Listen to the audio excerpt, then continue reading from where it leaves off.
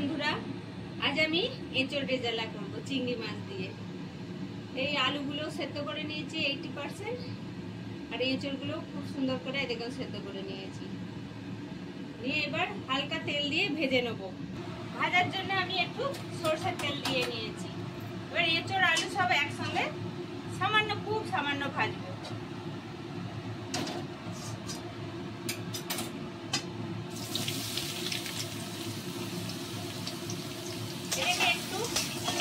ভেজে নেব আর একটুখানি ভাজবো, এবার নামিয়ে নেব। আমি 100 গ্রাম টক দই নিয়েছি, এটাকে আমি সুন্দর করে ফেটিয়ে নিচ্ছি।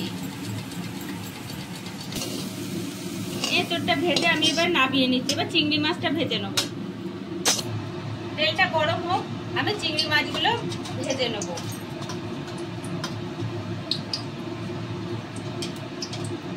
চিংড়ি মাছগুলো একটু হলুদ, সামান্য হলুদ মাখিয়ে নিয়েছি, আর নুন তো দেয়াই আছে।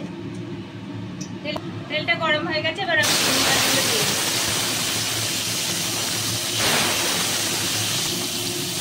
চিংড়ি মাছগুলো ভাজা হোক, তারপর আপনাদের দেখাচ্ছি। এই দেখুন, কাজু বাদাম আর চারমগজটা ভেজানো আছে। এবার আমি এটাকে সুন্দর করে বেটে নিয়ে আসবো।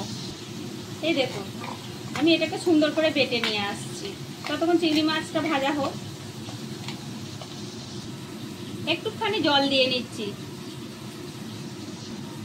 এবার আমি এটাকে বেটে নিয়ে আসি। চিংড়ি মাছগুলো ভেজে তুলে নিয়েছি। এবার চিংড়ি ভাজার তেলেই 2টো লঙ্কা আর 3টে এলাচ ফোড়ন দিয়ে নিচ্ছি, আর এতে একটু বাটার দিয়ে নিচ্ছি।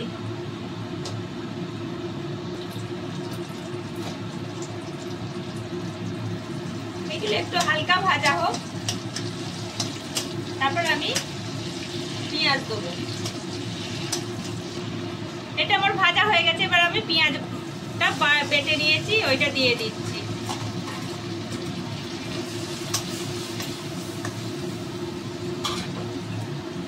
আর এতে একটু রসুন, একটা গোটা রসুন দিয়েছি, কারণ এতে রসুনের টেস্টটাই বেশি আসবে। এবার একসঙ্গে এগুলোকে ভেজে নেব। পেঁয়াজ রসুনটা আমার প্রায় হাফ ভাজা হয়ে গেছে। এবার আমি এতে একটু কাঁচা লঙ্কা বাটা আর একটু আদা বাটা দেবো। এই দেখুন, খুব অল্প পরিমাণে আদা দিচ্ছি, আদা কাঁচা লঙ্কা বাটা, আর 1 চামচ গোলমরিচ গুঁড়ো দিচ্ছি। এটা আদার সঙ্গে একটু জিরে বাটাও আছে। সবকিছু একসঙ্গে দিয়ে এবার ভালো করে কষে নেবো। এটা আমি হলুদ দেবো না।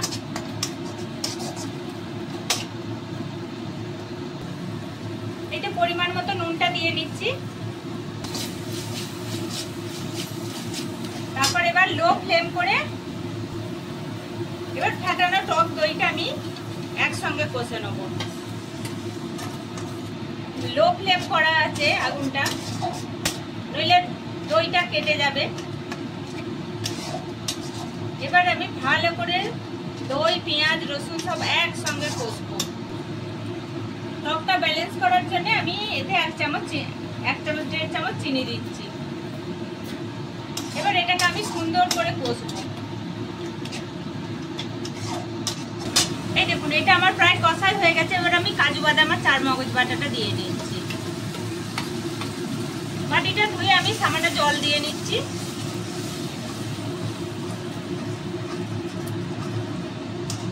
আর একটুখানি কষবো, মিনিট 5 কষবো। তারপর আমি এঁচড়, চিংড়ি সব দেবো এতে। এবার আমি এঁচড়টা দিয়ে দিচ্ছি। এই দেখুন, চিংড়ি মাছটাও দিয়ে দিচ্ছি এর সঙ্গে। এবার সব কিছু একসঙ্গে নেড়ে চাপা দিয়ে দিয়ে সেদ্ধ করব।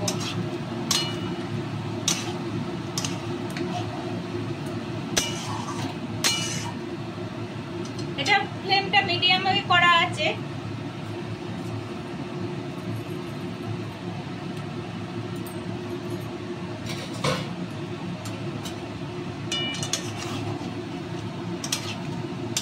এটা এবার আমি মিনিট 2-এর জন্য চাপা দিয়ে দেবো।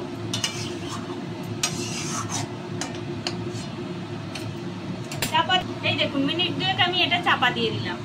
এই দেখুন, ঢাকাটা খুলে নিয়ে আর একবার নেড়ে দিচ্ছি। এবার আমি এতে একটু কুসুম কুসুম গরম জল দিচ্ছি, খুব অল্প জল দেবো, কারণ সব কিছু একসঙ্গে ফুটবে তবে টেস্ট আসবে। আর জল দেবো না। এবার এটা মিডিয়াম ফ্লেমে মিনিট 5 ফোটাবো চাপা দিয়ে। এটা আমি মিনিট 5 ফোটাবো।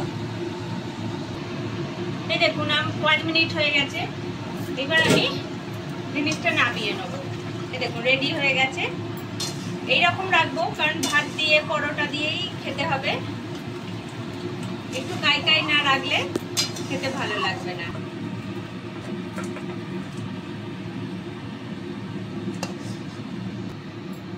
এরকম এঁচোড় চিংড়ির রেজালা যদি আপনাদের দেখতে ভালো লাগে তাহলে একটা লাইক করবেন, কমেন্ট করবেন, শেয়ার করবেন আর সবাই মিলে সাবস্ক্রাইব করবেন।